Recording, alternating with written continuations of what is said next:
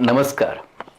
सत्तेचं राजकारण या पॉडकास्टमध्ये मी राजेंद्र टाक आपल्या सर्वांचं स्वागत करतोय.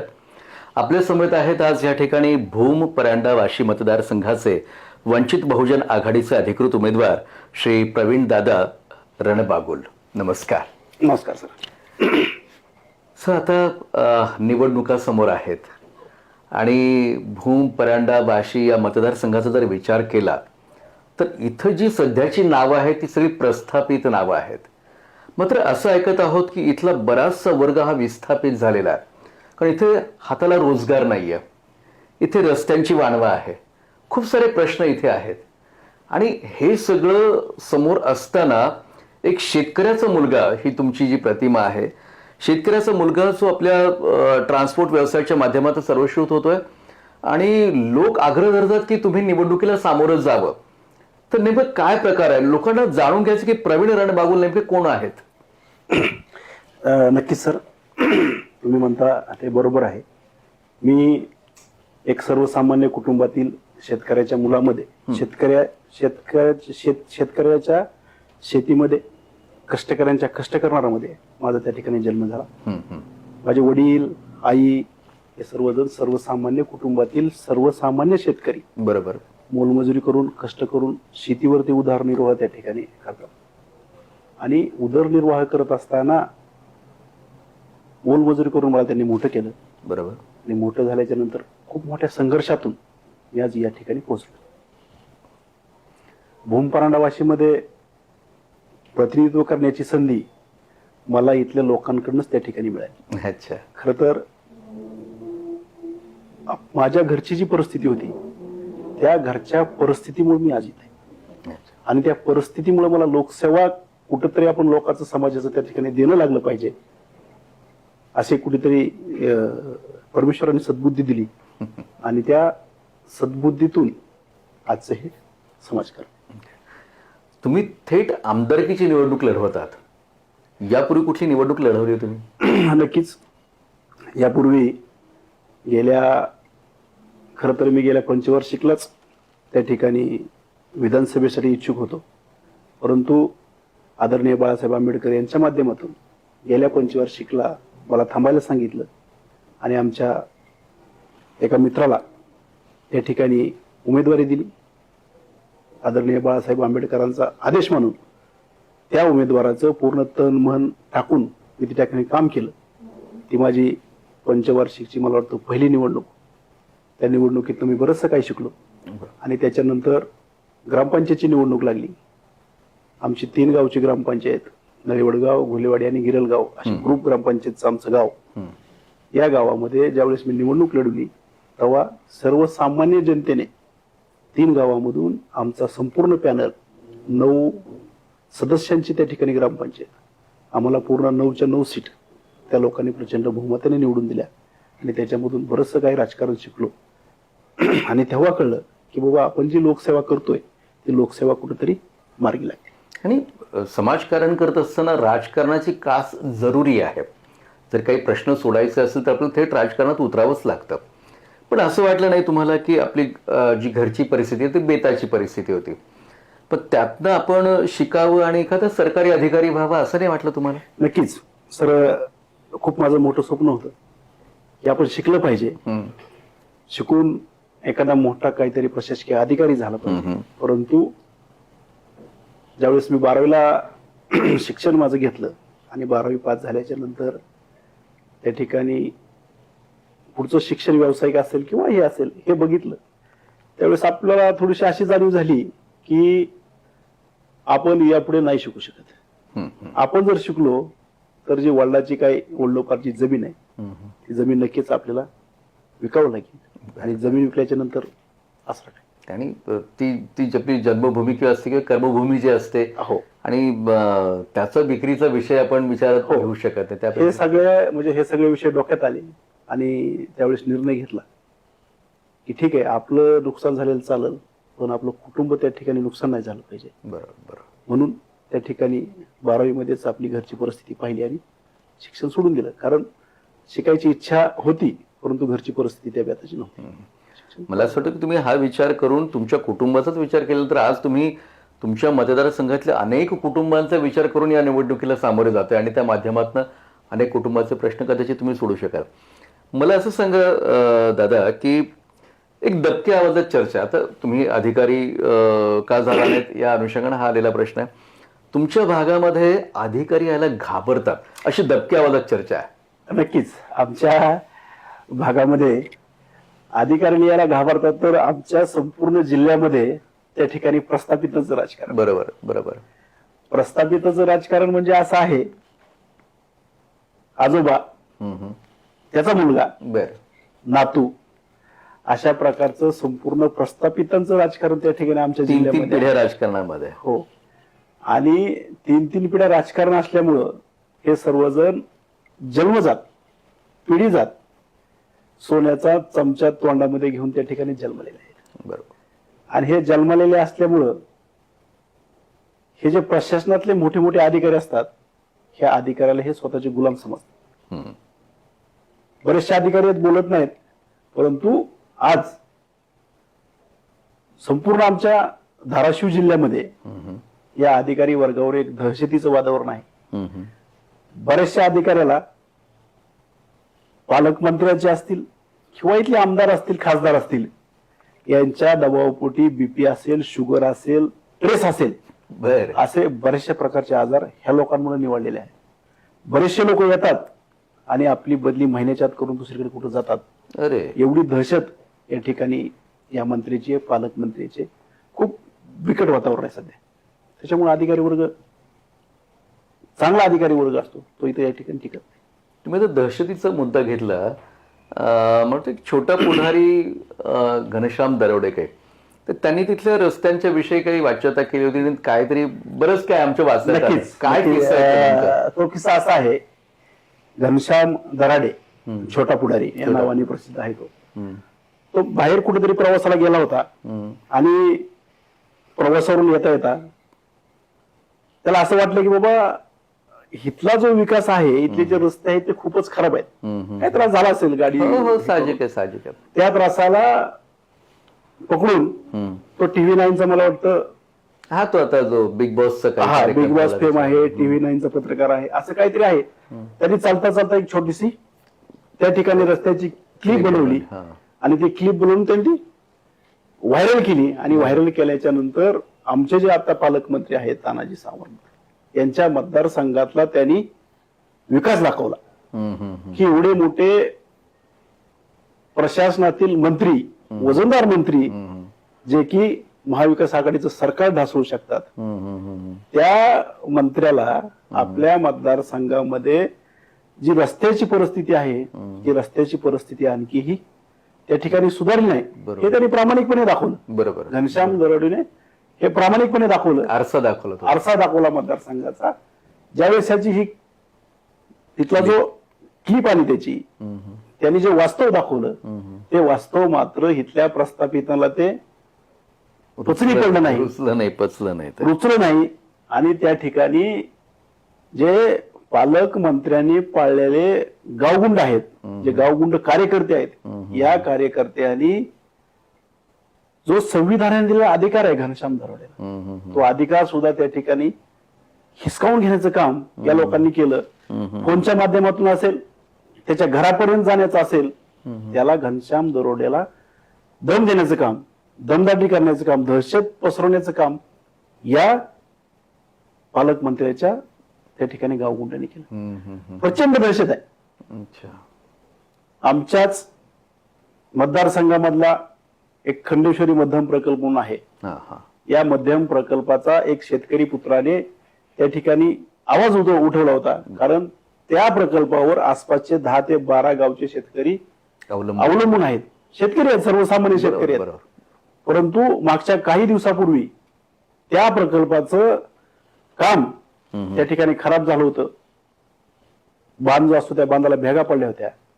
त्या बांधाला भेगा पडलेल्या असल्यामुळे प्रशासनाने ते बांध तोडून टाकला आणि शेतकऱ्याला असं आश्वासन दिलं की बाबा आम्ही लवकरात लवकर तो पूर्ण करून देऊ. परंतु पूर्ण 5 वर्ष ओलांडली, परंतु तो प्रकल्प मार्गी लागला ते घोंगडं नाही.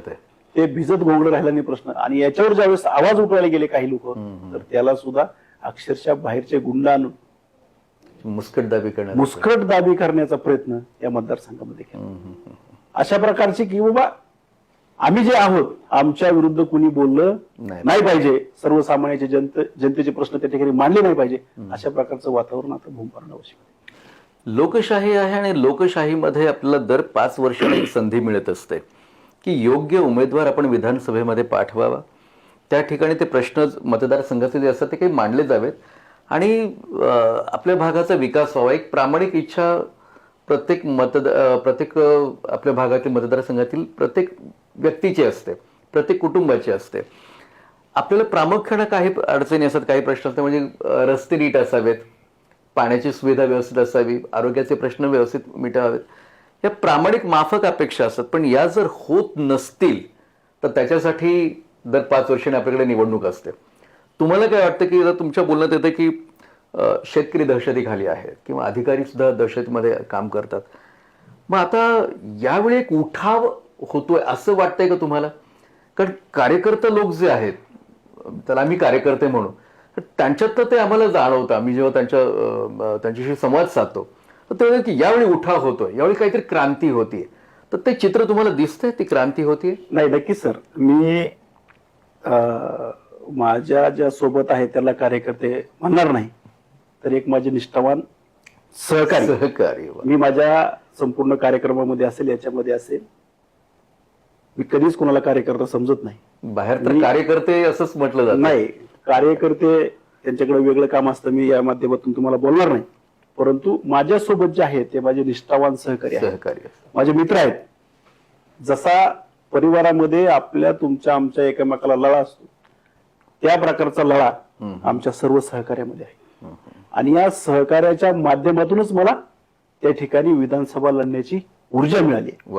या सहकार्याने ज्यावेळेस हे सहकारी मला भेटले आणि त्याला सांगितलं की दादा, आपण भूमपारणा वाशीमध्ये नक्की निवडणूक जर लढली तर आपण या ठिकाणी विजयी होऊ शकतो. म्हणजे विचार त्यांचा आधी त्यांनी मिळून तुम्हाला पुढे केले? मला माझ्या सहकार्याने मिळून ज्यावेळेस या लोकांना वाटलं की बाबा आपल्याला कुठेतरी त्या ठिकाणी डावलं जाते, आपला कोणी विचार करत नाही, मग आपल्या सोबतचा आपला सहकारी, आपल्या बसणारा उठणारा मिळून मिसळून घेणारा, आपल्या घरची कौटुंबिक काळजी घेणारा असा व्यक्ती आपण कोणतरी निवडला पाहिजे. त्यावेळेस हे सर्व माझे सहकारी आले आणि आम्हाला म्हटले की दादा, यावेळेस आपण विधानसभा लढली पाहिजे, सर्वसामान्यांसाठी त्या ठिकाणचा आवाज उडवायचा असेल तर आपण लढलं पाहिजे. या संकल्पनेतून त्या ठिकाणी विधानसभा. मला असं वाटतं की जेव्हा एखादं मिशन, एखादं ध्येय, एखादं लक्ष आपल्याला गाठायचं असतं आणि जेव्हा सगळ्यांची साथ अगोदर मिळते तेव्हा त्याला यश नक्कीच मिळतं. तुम्हाला या सगळ्या गोष्टीमध्ये इथे अधिकारी घाबरतात, शेतकरी भयग्रस्त आहेत, तर तुम्हाला या गोष्टीची भीती नाही वाटत? तुम्ही पुण्यामध्ये गाडी चालवली आहे, तिथे तुम्ही गावापासून दूर राहून एक तुमचं प्रोफेशन, काम, व्यवसाय म्हणून तुम्ही ते करत होता. बाहेर जाऊन गाडी चालवण्याची गोष्ट वेगळी आणि इथे या प्रस्थापितांच्या विरोधामध्ये निवडणुकीला सामोरं जाणं वेगळं. हे बघा, काय कॉम्बिनेशन असेल ही? खरं तर पहिल्यापासून या जिल्ह्यामधल्या प्रस्थापितांनी आम्हाला विस्थापित केलं. आमचं आयुष्यच विस्थापित म्हणून त्या ठिकाणी आम्ही जन्माला आलो. तिथे रोजगारच नाही, बाहेर जाण्याशिवाय नाही. प्रश्न हा होता, ठीक आहे आपण गावात काही करू शकतो, परंतु गावापासून ज्यावेळेस 200-250 किलोमीटर जगण्यासाठी म्हणा, काम करण्यासाठी म्हणा, ज्यावेळेस बाहेर जावं लागतं त्यावेळेस संघर्ष केल्याशिवाय त्या ठिकाणी काही अगदी भेटत नाही. बरोबर. कारण आजकालची परिस्थिती अशी आहे, एखाद्या ठिकाणी आपण जर बसलो साध्या खुर्चीवर तर आपण गेल्याच्या नंतर समोरचा माणूस खुर्ची सुद्धा सोडत नाही. बरोबर. आपण ज्यावेळेस बाहेर जातो आणि उद्योग व्यवसायामध्ये त्या ठिकाणी गुंतून पडतो त्यावेळेस तिथं सुद्धा खूप मोठा संघर्ष असतो. बरोबर. हा संघर्ष आमच्या 5वीला पुजलेला आहे पहिल्यापासून आणि त्याच्यामुळे हा संघर्ष आम्हाला खूप मोठा नाही वाटत नाही. कारण संघर्षातून जन्मलेला संघर्ष काय तो आमच्या. तुम्ही एक संघर्ष योद्धा म्हणून पुढे येत आहे? नक्कीच. संघर्ष खूप मोठा संघर्ष आहे आणि प्रस्थापितांच्या विरोधातला संघर्ष आहे आणि त्यांच्याबरोबर संघर्ष आता करायचाच आहे, ठरलंय. तुम्ही सांगता की 3 पिढ्यांचं तिथे राजकारण चाललेलं आहे, तिथे सहकार आहे, तिथे दूध दूध उत्पादनामध्ये तुमचा जिल्हा, तुमचा जो मतदारसंघ आहे खूप अग्रेसर होता एकेकाळी असं म्हणावं लागतं आता. तर काय स्थिती त्या सहकार क्षेत्राची, त्या दूध संघाची म्हणा किंवा त्या जिल्हा बँकेची काय स्थिती आहे? नक्कीच आमच्या मतदारसंघामध्ये शेतीला सगळ्यात महत्वाचा जोडधंदा, जो की शेतकऱ्याला दुधाचं प्रत्येक आठवड्याला जो रोख अर्थसहाय्य म्हणा किंवा आर्थिक परिस्थिती सुधारण्यासाठी जे रोख रक्कम घरात येते. रक्कम घरात येत होती, तो दुधाचा धंदा होता. बरोबर. परंतु ही जी सहकाराची चळवळ आहे, ही जी सहकार आहे, हे सहकार इथल्या राजकारण्यांनी, इथल्या प्रस्थापित राजकारण्यांनी त्या ठिकाणी मोडून खाण्याचं काम आमच्या मतदारसंघामध्ये झालं. भूमचा एक असा दूध संघ होता की अख्ख्या मुंबईला, महाराष्ट्रातून सगळ्यात जास्त जे दुधाचं कलेक्शन होतं ते भूम या दूध संघ भूम बद्दल जात होता. भूममधून जात होतं. आणि त्या दुधावरती एक चांगल्या प्रकारचा भाव सहकारी दूध संघ असल्यामुळे शेतकऱ्याला भेटत होता. परंतु त्याच राजकारणामध्ये ह्या राजकारण्यांनी काय केलं, तो दूध संघ अक्षरशः मोडून काढला. स्वतःचं दूध स्वतःच्या नावावर बोलून घ्यायचं आणि अव्वाच्या सव्वा त्या ठिकाणी सहकाराच्या कारखान्यावरून स्वतःची सत्ता असल्यामुळं अव्वाच्या सव्वातून दर घ्यायचा आणि शेतकऱ्याला मात्र तो द्यायचा नाही. मग संस्था असते, संस्था कुठेतरी प्रामाणिकपणे चालली पाहिजे. आपण गाईचं ज्यावेळेस दूध काढतो त्यावेळेस गाईचं दूध रक्त येईपर्यंत काढत नाही. बरोबर. काहीतरी पाठीमागे शिल्लक. हो. परंतु ह्या लोकांनी त्या दूध संघाचं दूधचं खाल्लं, पण त्याचं रक्त सुद्धा खाऊन टाकलं. आणि हा संपूर्ण एवढा शेतकऱ्याला सदन असणारा दूध संघ आज बुडीत निघाला. शेतकऱ्यांची फसवणूकच आहे. फसवणूक, पूर्ण फसवणूक. या लोकांनी शेतकऱ्याचा दूध संघ तर खाल्लाच, परंतु त्या दूध संघाची मोक्याच्या ठिकाणची जागा होती, ती सर्व जागा या राजकारण्यांनी स्वतः वाटून घेतली. गिळंकृत केलं. आताही सुद्धा त्या ठिकाणी आपण गेलात तर प्रस्थापित राजकारण्यांची रस्त्याच्या कडेला सर्वांनी वाटून घेतलेले त्या ठिकाणी प्लॉट आहेत आणि त्याच्यावर त्या ठिकाणी आता बिल्डिंग उभा आहे. अशा प्रकारचं राजकारण या जिल्ह्यामध्ये झाल्यामुळे इथला शेतकरी त्या ठिकाणी देशोधडी लावण्याचं काम या प्रस्तावाने केलं. याचा अर्थ असा होतोय की एक सोशिकता ज्याला म्हणतो, सहनशीलता ज्याला म्हणतो, तर ती कुठेतरी तो बांध फुटतो. आणि मला असं वाटतं की तीच वेळ नेमकी आता आलेली आहे. बरोबर आहे. जिल्हा बँकेचं काय चाललंय सध्या? जिल्हा बँक तर विचारायसारखी सोयच नाही. या लोकांनी जिल्हा बँकेच्या माध्यमातून त्या ठिकाणी सहकारी कारखाने उभा केले. सहकारी बँकेकडून कारखान्याला कर्ज घेतलं आणि कारखान्यावर या लोकांची सत्ता असल्यामुळं या लोकांनी सहकारी कारखाने सुद्धा त्या ठिकाणी जिल्ह्यातलं मोडून खाल्ले.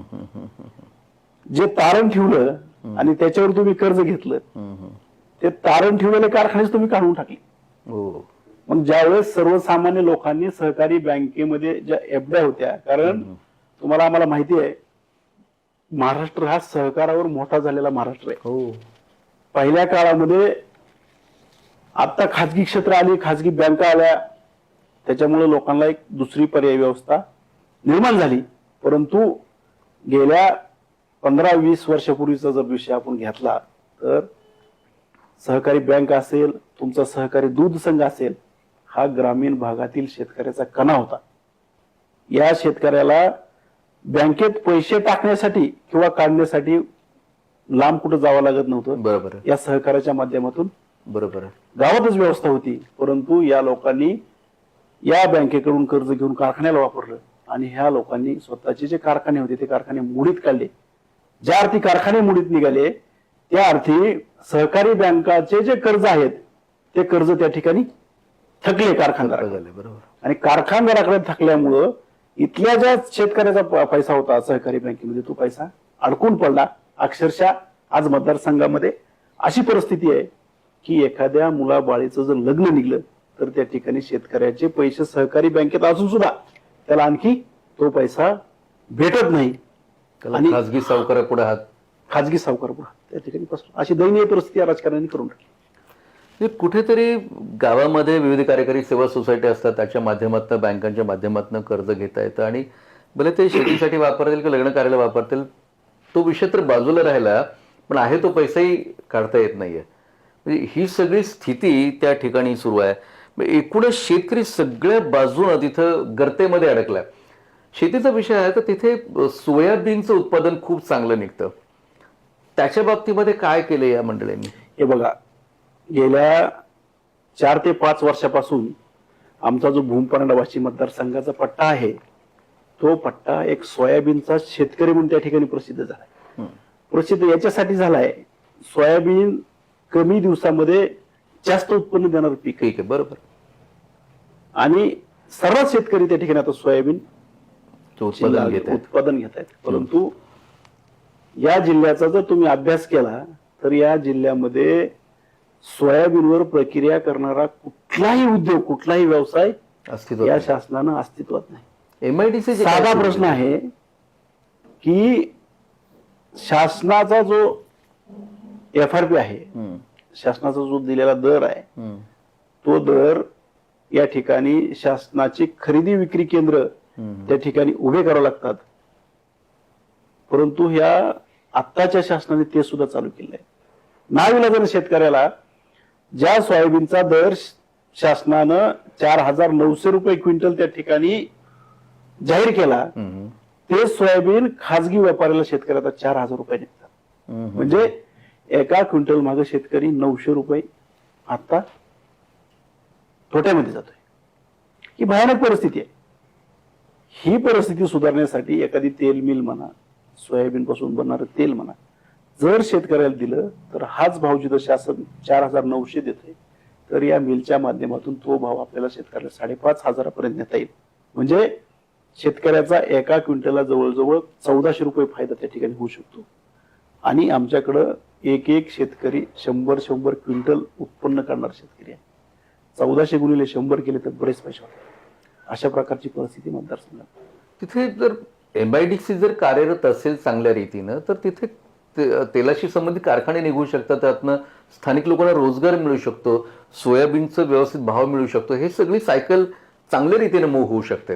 पण त्यावर विचार केला नाही. MIDC ची काय स्थिती आहे? हे बघा, इथला जो प्रस्थापित राजकारणी आहे, याला सर्वसामान्य कुटुंबातील मुलांना इथं आर्थिक त्याचं जे गणित आहे ते गणित जुळू द्यायचं नाही. जुळू द्यायचं नाही. ते बिघडलं पाहिजे. का बिघडलं पाहिजे? जर इथला शिकलेला वर्ग जर या ठिकाणी नोकरीला लागला, हम्म, नोकरी लागून तो सदन झाला, हम्म.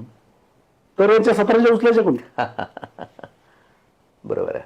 अशा प्रकारचा विषय या मतदारसंघामध्ये आहे. म्हणून या लोकांनी कधी MIDC आणली नाही, कधी इथल्या शेतकऱ्याला शेतीमालाला भाव भेटला पाहिजे म्हणून यांनी विधानसभेत कधीही आवाज उठवला. आवाज उठवला नाही.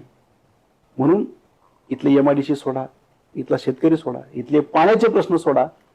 पाण्याच्या बाबतीत जर बोलायचं झालं तर गेल्या 30 वर्षापासून या ठिकाणी उजनीचं पाणी, हक्काचं पाणी, हो, तर बरेच वर्षापासून तो विषय चालू आहे. तो बऱ्याच वर्षापासून तो असा भिजत पडलाय.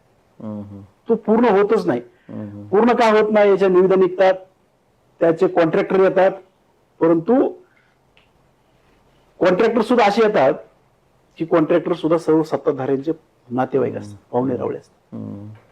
आणि या पाहुणे रावळ्याच्या माध्यमातून जी योजना येते, ती योजना प्रत्येकाने टक्केवारीच्या माध्यमातून वाटून खाली जाते. हम्म. एखादा जर विषय कुठला असेल, आपण जर या ठिकाणी एखादा आपलं घरचं जरी काम द्यायचं असेल तरी आपण एक विषय बघतो की अरे बाबा, समोरचा माणूस हे काम करण्यासाठी कॅपेबल आहे का, बरोबर आहे. त्याची कुवत आहे का काम करण्याची, हे बघतो.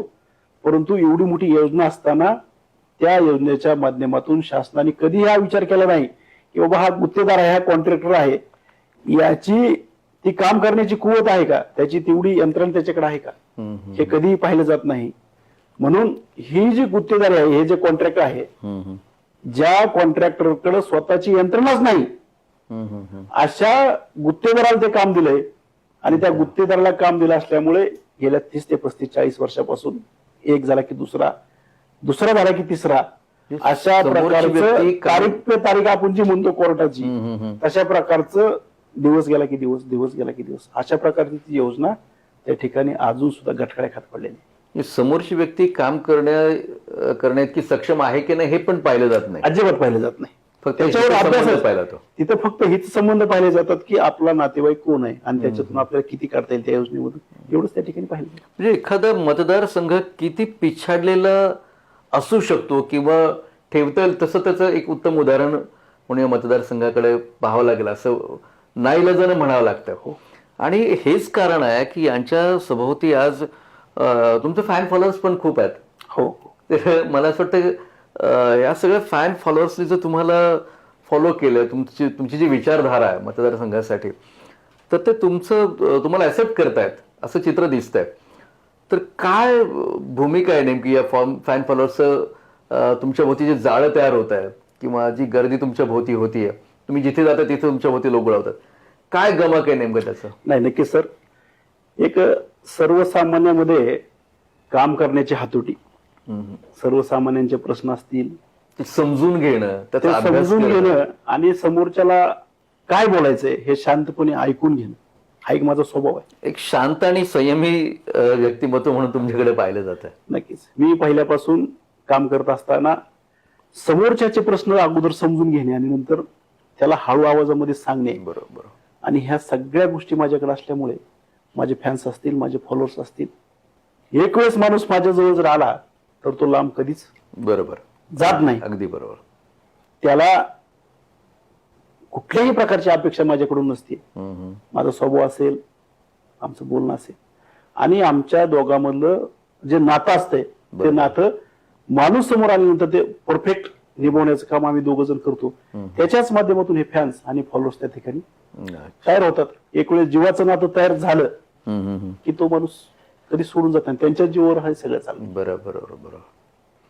आम्ही एक मार्क केलं की तुम्ही जर तुमची स्थिती सुधारली, तुम्ही खूप कष्ट केले, खूप मेहनत केली, पण काही लोक काय करायचे अशा वेळी मोठमोठ्या गाड्या घेऊन बाहेर फिरणं पसंत करत. तुम्ही मात्र गावाकडे, तुमची एक लगन होती गावाकडे, तर ती कायम राहिली. तुम्ही सारखं गावाकडे येत होता. तर काय, कशासाठी एवढं? नाही, हे बघा, मी जसं माझ्या खरं तर जगण्याच्या हिशोबानेच म्हणावं लागेल, काय पोटापाण्याचा प्रश्न सोडवण्यासाठी ज्यावेळेस मी पुण्यामध्ये गेलो, परंतु पुण्याला गेलो असताना सुद्धा महिना असेल, 2 महिना असेल, 3 महिना असेल, माझं गावाकडे येणं जाणं चालू होतं. कारण आपण आपलं जे गाव आहे, आपली जी जन्मभूमी आहे, त्या जन्मभूमीपासून आपण जरी दूर गेलो, परंतु तिथली जी ओढ आहे ती ओढ माझी कधीच संपली नाही. तिथली नाळ तुटली नाही. नाळ कधीच तुटली नाही. पुण्याला गेल्यानंतर नोकरीच्या माध्यमातून असेल, माझ्या व्यवसायाच्या माध्यमातून असेल, बरेचसे लोक भेटले. बरेचसे लोक पुण्यामध्ये स्थायिक झाल्याच्या नंतर किंवा बाहेर आपला उद्योग व्यवसाय वाढल्याच्या नंतर ते गावाकडे कधीच जात नाही. आपला व्यवसाय, आपली मुलं बाळ, आपला उद्योग याच्यामध्ये अडकून पडतात. पण मी तसं त्या स्वरूपाचं मी कधीही तसं केलं नाही. कारण ज्यावेळेस माझी परिस्थिती वाईट होती त्यावेळेस या ठिकाणी कोणी लक्ष देत नव्हतं. परंतु पुण्यामध्ये राहत असताना सुद्धा जी गावातली जी सर्वसाधारण जनता आहे, इथला शेतकरी असेल, इथला कष्टकरी असेल, यांच्यासाठी मला काहीतरी करायचं होतं. आणि ती मनामध्ये कुठेतरी ठरलेलं होतं. ती ओढ मला गावाकडं सारखी ओढून आणते. त्याच्यामुळं येणं जाणं झालं आणि लोकांची नाळ जुळल्यामुळे आता तर मतदारसंघ. तुम्ही हे सगळं लहानपणापासून पाहत असाल की आपलं कळायला ते शाळेत जेव्हा आपण जातो तिथून काय चाललंय, आपल्या गावाचा विकास कसा चाललाय, मतदारसंघाचं काय चाललंय, हे हळूहळू कळत असतं. आणि मग नंतर आपलं प्राथमिकता आपल्या उदरनिर्वाहासाठी असते. आपण आपल्या पोटापाण्यात प्रश्न कसा सोडू याला प्राधान्य असतं. पण नंतर जेव्हा तुम्ही बाहेर पडलात, काम करू लागलात, गावाशी तुमची नाळ कायम होती, मग हे सगळं करत असेल पुढे जाऊन आपलं राजकारण करायचंय असं काही डोक्यात होतं का? नाही, कधीच नव्हतं. राजकारण करण्याचा उद्देश कधी नव्हता. कारण तशा प्रकारची परिस्थिती नव्हती. घरामध्ये तशा प्रकारचं वातावरणही कधी नव्हतं. साहजिकच. परंतु पाठीमागच्या 8 वर्षापूर्वी आदरणीय बाळासाहेब आंबेडकर यांनी त्यांच्या याच्यामध्ये वंचित बहुजन आघाडी या पक्षाची स्थापना केली. बरोबर. आणि स्थापना केल्याच्या नंतर कुठेतरी एक भावनिक नातं आदरणीय बाळासाहेब आंबेडकर यांच्याशी माझं जुळलेलं होतं. काय दुसरं. बरोबर. मी चळवळ बघत होतो लहानपणापासून. थोडस चळवळीशी नाळ होती माझी, आणि ती नाळ कुठेतरी त्या ठिकाणी आकर्षित करत होती. ज्या टायमाला बाळासाहेब आंबेडकरांनी 2019च्या अगोदरची जी लोकसभा झाली, त्या लोकसभेचा प्रचंड असा पाठिंबा संपूर्ण महाराष्ट्रातून त्या ठिकाणी बाळासाहेब आंबेडकर यांच्या नावाला मिळाला. बरोबर. आणि त्यावेळेस असं वाटलं की अरे आपण लोकांची सेवा करतोय, मग ही सेवा कुठल्या तरी राजकीय पक्षाच्या माध्यमातून, बरोबर, एक समाज म्हणून, एक नागरिक म्हणून आपण कुठून त्या ठिकाणी मिसळलं पाहिजे. त्याच्या माध्यमातून मी वंचित बहुजन आघाडीचं एक साधा कार्यकर्ता, बाळासाहेबाचा एक सेवक म्हणून त्या ठिकाणी काम चालू केलं. हे काम चालू करत असताना लोकसभेला मी बऱ्याचशा ठिकाणी मदत केली, आणि माझं सामाजिक काम तर होतच.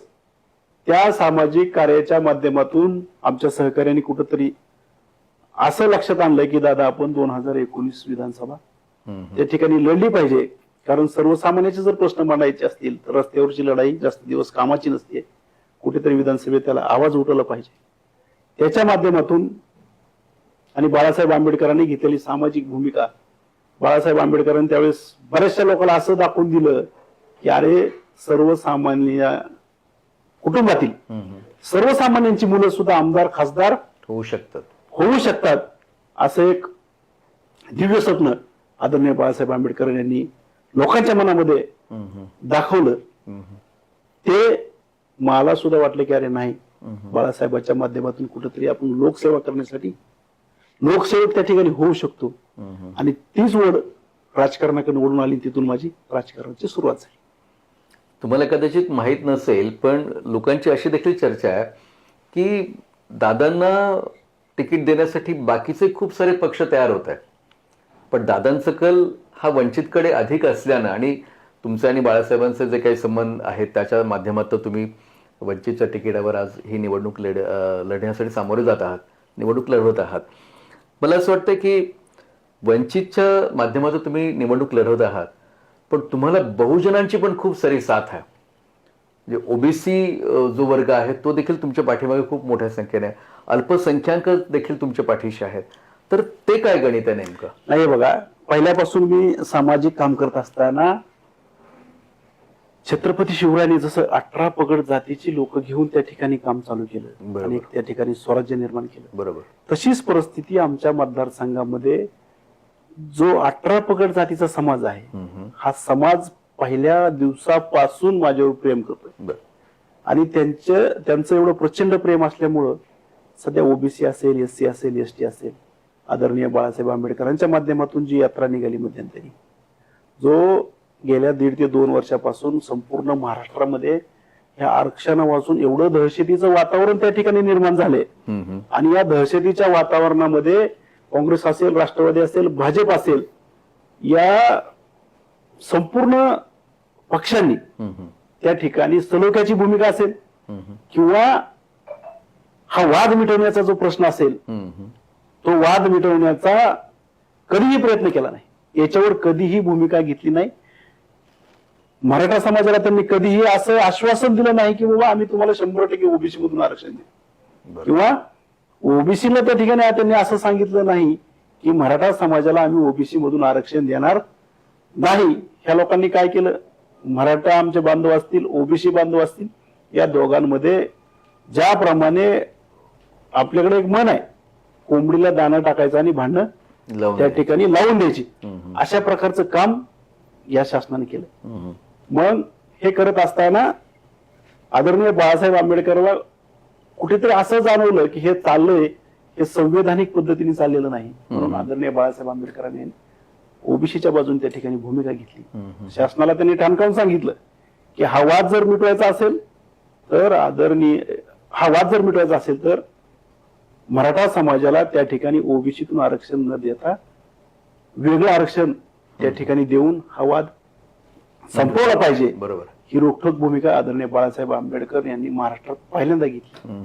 याच्या माध्यमातून ओबीसीवर जो होणारा अन्याय आहे, मराठा समाजामध्ये जो आक्रोश आहे, तो आक्रोश कुठंतरी संपला पाहिजे म्हणून आदरणीय बाळासाहेब आंबेडकरांनी SC ST OBC आरक्षण बचाव यात्रा काढली आणि ही आरक्षण बचाव यात्रा भूम परांडा वाशी या मतदारसंघामध्ये धाराशिव जिल्ह्यामध्ये खूप चांगल्या प्रकारचं नियोजन मी केलं आणि हे नियोजन करत असताना भूम परांडा वाशी या मतदारसंघामध्ये जे आरक्षणाची आग लागली होती त्या आगीवर आम्ही पाणी टाकण्याचं काम या संपूर्ण धाराशिव जिल्ह्यामध्ये मी केलं. बाळासाहेबांचा विषय असेल, हाके सरांची सभा असेल, याच्या माध्यमातून बाबा हे आरक्षण जे आहे हे संवैधानिक पद्धतीने मिळालं पाहिजे हे लोकांना मी त्या ठिकाणी समजावून सांगितलं. त्याच्यामुळे OBC वर्ग असेल, SC असेल, ST असेल, या ठिकाणचा गरीब मराठा असेल, हा संपूर्ण वर्ग त्या ठिकाणी माझ्यावर प्रेम करतो. आता हा जो OBC आहे, इथला मराठा, इथला बहुजन आहे, इथला अल्पसंख्याक आहे, ही सगळी मंडळी तशी शेतकरी मंडळी, शेतीवाडी करतात. तुमचं जरा शेतकऱ्यांच्या प्रती जरा जास्त कळवळ आहे असं नाही वाटत तुम्हाला? नाही, नक्कीच. हे बघा, शेतकऱ्याच्या बाबतीत जर बोलायचं झालं तर आमचा शेतकरी हा जगाचा पोशिंदा असतो. बरोबर. आपलं कृषीप्रधान राष्ट्र आहे. कृषीप्रधान राष्ट्र आहे आणि माझा जन्मच शेतकऱ्याच्या घरी झाल्यामुळं त्यांचे प्रश्न असतील, त्यांच्या मुलाला येणाऱ्या अडचणी असतील, ह्या सगळ्या मला माहिती आहेत. हा शेतकरी वाटावरून जर एखादा वाटसरू चालला तरी त्याला हाक मारून जीव घालणारा शेतकरी, परंतु आज त्याच्या घरामध्ये त्याच्या पोराबाळाचा विषय असेल, काय असेल, तर हा पूर्णपणे शासनाने त्याला दाबून टाकण्याचं काम केलं. बरेचसे लोक आपल्या मुलाला शिक्षण देता येत नाही, आपल्या मुलाबाळाचं चांगलं त्या ठिकाणी लग्न करता येत नाही म्हणून आत्महत्या करतात. म्हणून याच्यावर कुठंतरी आपण काम केलं पाहिजे. म्हणून त्या ठिकाणी मी जिथे जाईल तिथं शेतकऱ्याचे प्रश्न मांडतो, त्यांना कुठेतरी न्याय भेटला पाहिजे, त्याच्यावर मी काम करतो. तुकोबारायांनी एक छान त्यांच्या अभंगामध्ये म्हटलं की बुडते हे जन न देखावे डोळा म्हणून कळवळा येतो म्हणे. मला असं वाटतं की शेतकऱ्यांचा पुत्र या नात्यानं जेव्हा त्यांनी, जसं शिवरायांनी त्या काळी जी स्थिती आपल्या अवतीभोवती होती, जिजाऊ साहेबांनी त्यांच्या लक्षात आणून दिली आणि शिवरायांनी देखील पाहिली की आता याच्यावर कुठेतरी उठाव आपण करायला पाहिजे आणि या स्वराज्याला हे नवीन स्वराज्य स्थापन करायला पाहिजे, ही भावना शिवरायांची होती.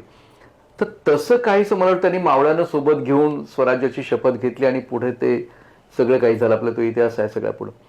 तर मला असं वाटतंय की दादांच्या बाबतीमध्ये अशा काही शेतकरी पुत्रांनी तुमचं नेतृत्व मान्य करत तुम्हाला पुढे घेऊन हे सगळी निवडणूक त्यांनी हाती घेतली आहे आणि हे सगळे प्रश्न जे आहेत हे प्रत्येकाच्या घरातले प्रश्न आहेत.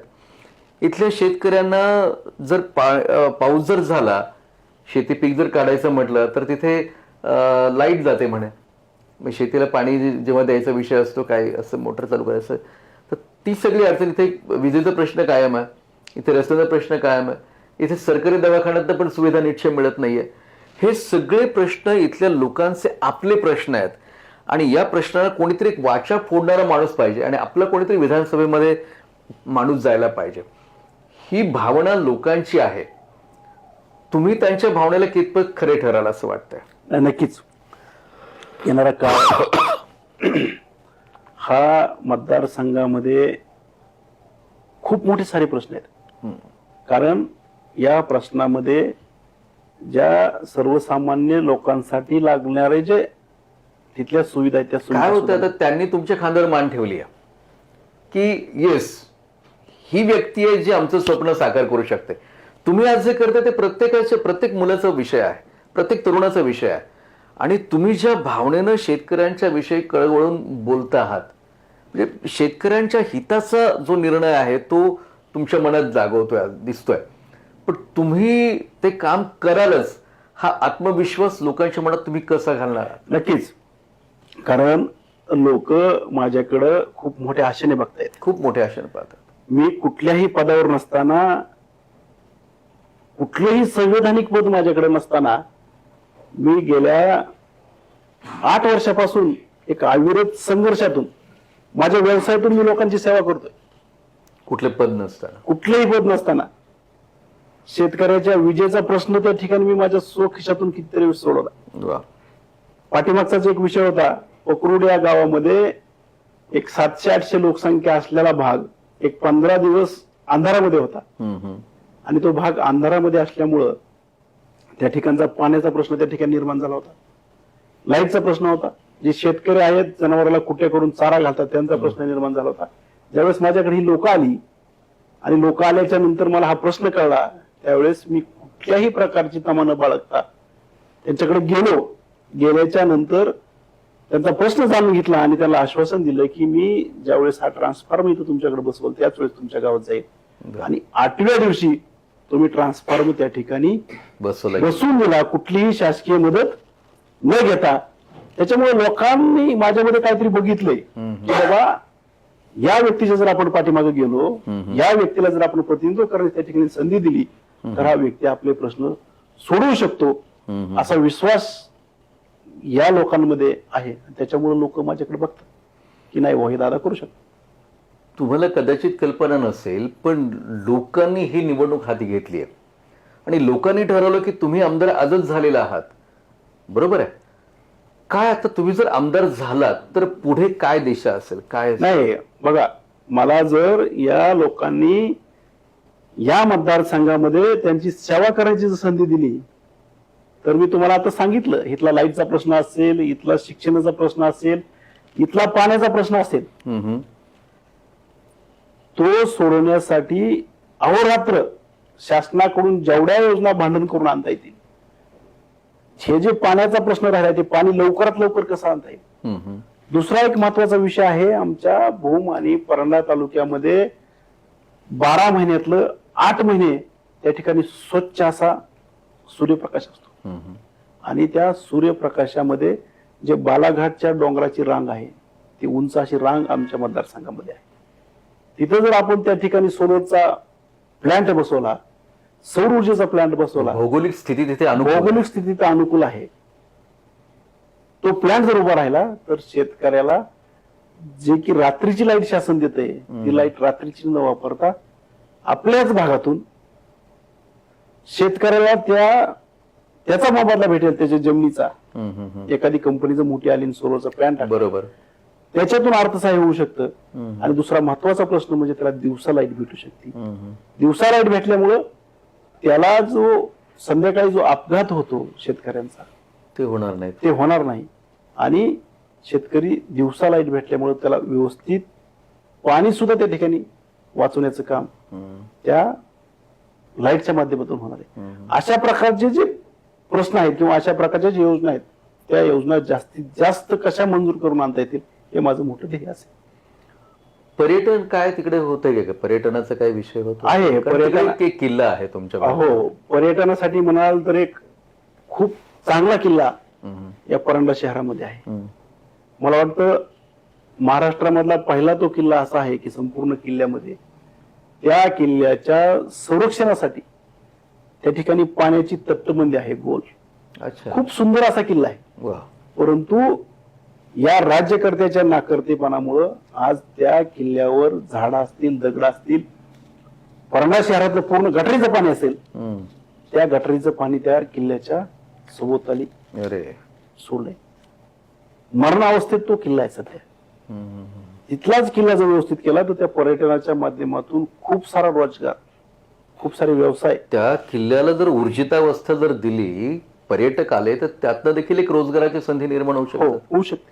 पण हे विजन आधीच्या लोकांकडे नव्हतं. तिथे विजन सांडपाण्याचं एक तळ बनवलं तिथे एक प्रकार, असं ते काही झालं तिथे सांडपाण्याचा तलाव झाला तिथं. यांची विकास करण्याची भावनाच नाही. विकास काय असतो हे यांना काही देणं घेणं नाही. एवढे सगळे प्रश्न तिथे आहेत आणि आजवर लोक सहन करतायत.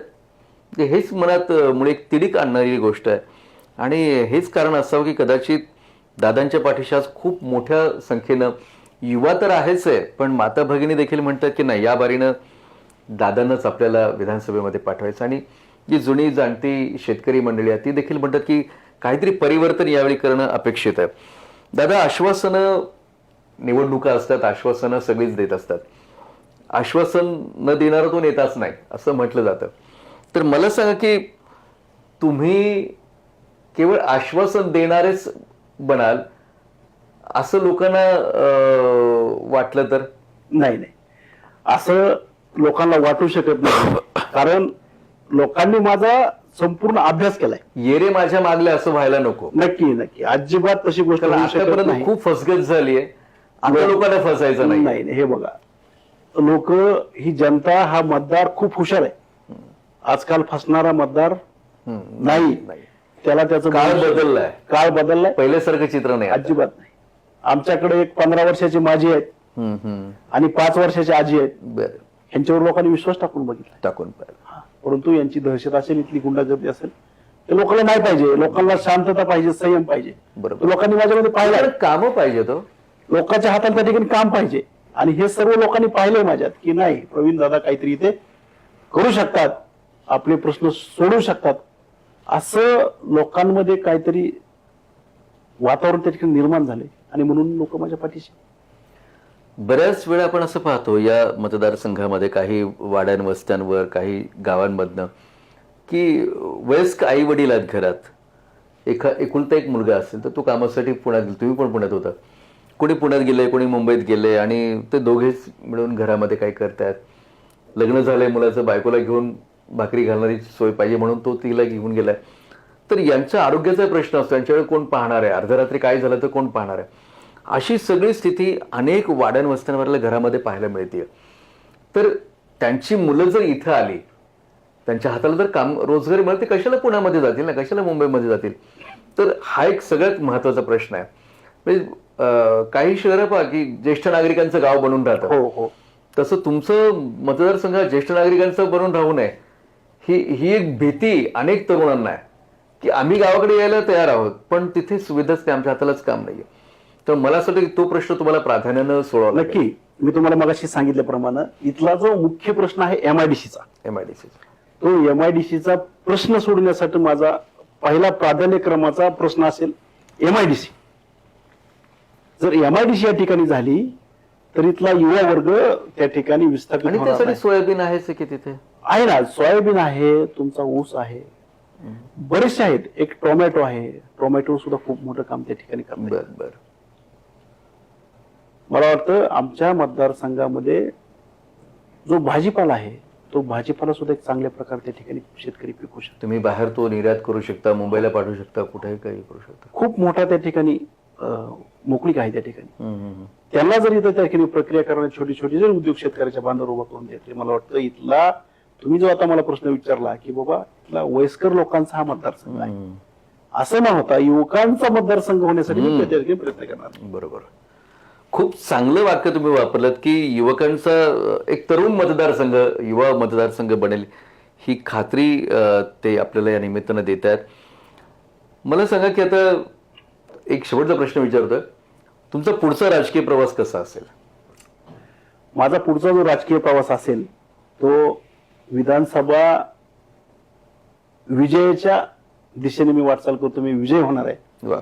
आणि विजय झाल्याच्या नंतर इथला जो माझा सर्वसामान्य शेतकरी आहे, माझा जो विस्थापित इथला युवक वर्ग आहे, याला प्राधान्यक्रमाने इथंच काम, आमच्या शेतकऱ्याचा इथंच माल विकला पाहिजे आणि तो सुखी समाधानाने झाला पाहिजे, हेच माझं मुख्य विजन असेल. इथला शेतकरी सुखी समृद्ध व्हायला पाहिजे हे विजन त्यांच्या समोर आहे. आणि हा जो मतदारसंघ हा एक युवा तरुण मतदारसंघ बनावा, त्यासाठी मी प्रयत्नशील असेल असं दादांनी आपल्याला सांगितलंय. हे होते वंचित बहुजन आघाडीचे भूम वाशी मतदारसंघ, भूम परांडा वाशी मतदारसंघाचे उमेदवार प्रवीण दादा, आणि यांनी आपलं शास दिलखुलास या ठिकाणी गप्पा मारलेल्या आहेत. तुमचे मी आमच्या चॅनलच्या वतीनं मनापासून आभार व्यक्त करतो. आपण आपला वेळ दिलात. आपल्या पुढील प्रवासाला आमच्या खूप साऱ्या शुभेच्छा. खूप खूप धन्यवाद. धन्यवाद सर. थँक्यू.